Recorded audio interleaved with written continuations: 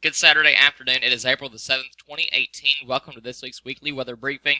You're looking at a radar loop to start out the video of the snow that moved through this morning. Starting at around 3:30, 4 o'clock, we saw some sleet in the area, many of us reporting heavy sleet at times, and that began to transition over into snow around the sunrise hour. And since then, we saw the snow begin to move out around the 11 o'clock to noon hour on your Saturday. Many of us actually stayed at or below the freezing mark up until around noon, and since then the sun has come out, clouds have went away, and we have looked at temperatures come up into the 40s. So any snow that was there, the 1 to 2 inches that did occur, have now melted away. If you didn't wake up early enough to see it and you just now woke up, you would have never known that it snowed because of how quick it came and how quick it melted away. So that snow has now obviously moved out of the area, but just a little recap on what happened. Just to show you how rare it was, this is actually only the third time that we've seen accumulating snow in April since Paducah began to keep records of the weather.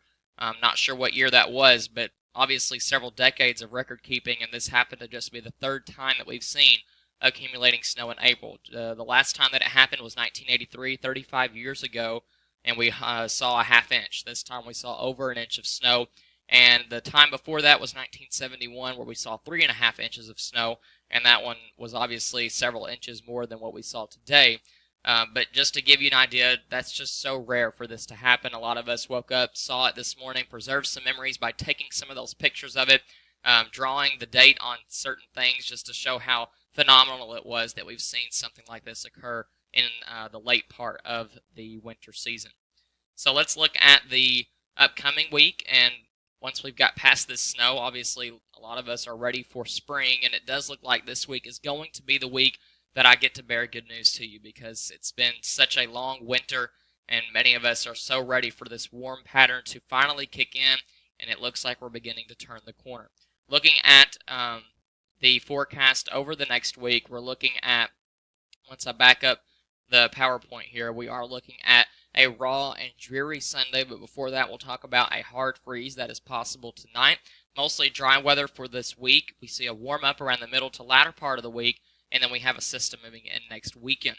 That hard freeze for tonight, clear skies and a slight breeze are going to make for the potential for a frost, but that slight breeze obviously playing against it just a little bit because of the winds. You need them to be calm to have a hard frost, and it doesn't look like winds are going to be absolutely calm tonight. So a hard frost is definitely not going to be in the picture, I don't think, but a hard freeze is, with temperatures in the middle to upper 20s. Despite the winds, you could definitely still have vegetation being poorly impacted by temperatures like that, regardless of the winds. Sunday at 6 a.m., I think this model is just a little bit too warm on the outplay of Sunday in the morning. I think it's in the middle to upper 20s, like I just mentioned. This model thinks it only gets into the lower half of the 30s. Looking at that dreary Sunday forecast, we do have one more day, unfortunately, of some cooler weather, and obviously, with a dreary Sunday, you have to have some rain in there as well. So scattered rain showers are going to be around in the area, increasing cloud cover throughout the morning hours and into the early afternoon. This is for your Sunday at 3 p.m. We are looking at some rain showers beginning to move into the area at this time frame.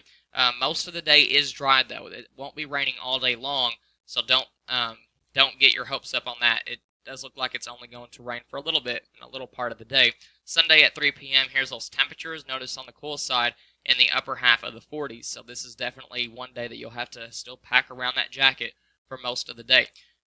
Now here's the good news. We begin to turn the corner around Wednesday. 60s are going to move into the picture by Wednesday, and then we bump it up to 70s by Thursday, and maybe we'll see 80s on Friday. Right now, I think we're mostly in the 70s.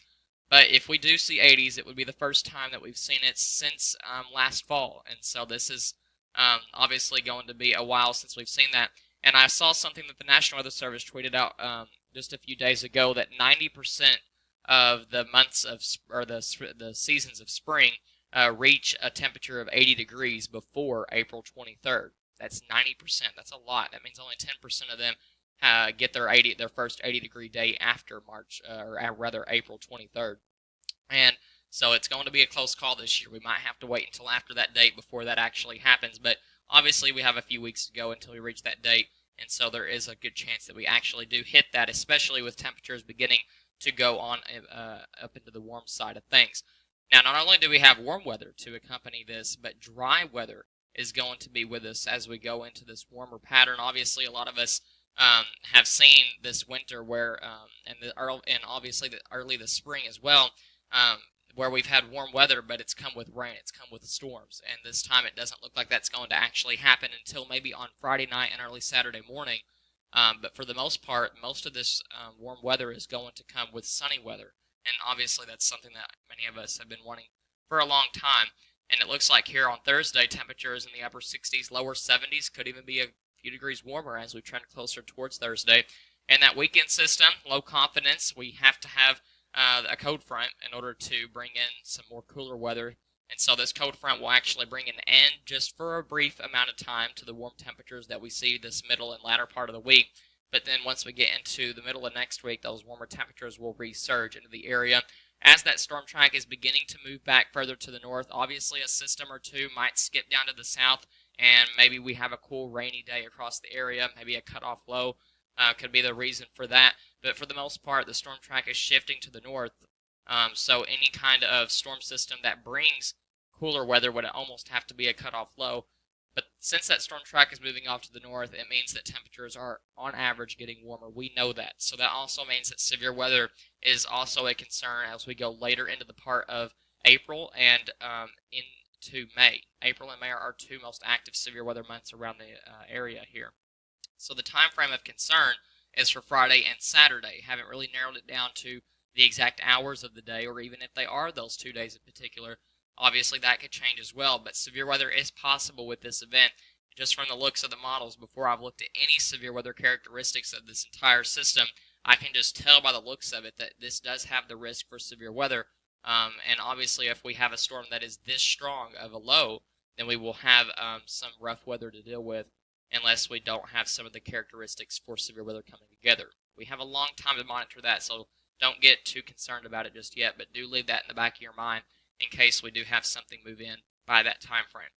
Here's a look at the 16-day temperature trends. You can tell that we do have warmer weather to look forward to. We've talked about it. You know that now. This is possibly our last freeze of the year that we have coming for tonight, and then after that, maybe a few frost. But I think the freezes are over after this, after Sunday morning. And you can tell that we do trend mostly towards normal for this time of the year, a little bit below normal going into the second and third week of April. But I think that's better than what we've had to deal with, so no complaints there. The 7-day precipitation totals look like they're going to be mostly on the light side, but this isn't really taking much into account on the rain that might come with that system on Friday and Saturday, which could bring obviously up to an inch or so if we have heavy thunderstorms move through. And so this system could definitely go either way. So I do want you to take low confidence in this graphic here. It's not really accounting much for the Friday and Saturday system, mostly just for what falls tomorrow on Sunday, those light rain showers. But if we just take into account the light rain showers less than a quarter inch, if we take into account the storms that move through next Friday and Saturday, then we're taking into account possibly up to an inch or two of rain. So this is something that we don't need, but at least we're starting to trend towards a more drier pattern. If you're noticing this week, we're not having to talk as much about new systems moving in every 2 or 3 days. We're at least starting to see a little bit of dry time in between, and I believe that as we go further into the month of April, that dry time is only going to increase, and hopefully we don't end up going into a drought. Things certainly do continue to look active over the next couple of months, but I'm still concerned that we begin to turn the corner towards a more drier pattern as we go later into the month of the spring season and early into the summer season. And I wouldn't call it a drought, but I'm just saying sometimes when you get all of this rain at once, the atmosphere just kind of dries out and you get hot and dry for a while. So this is just something using from an analog kind of point of view of what's happened in the past. But we could definitely continue to see this active pattern over the next couple of weeks. But just giving you a heads up that as we progress closer towards summer, we might see things starting to dry up just a little bit more, which we need, but we don't want it to get too dry. So that's just something to think about. But most of this week is going to be dry other than the showers on Sunday, the cooler weather on Sunday obviously going to be with that as well. And then we have rain moving in for Friday and Saturday. Those are the only 2 days. That's better than what it's been in the past. So just enjoy that. Enjoy the sunshine, the warmer weather. We're past snow now. we have officially moved into the spring season.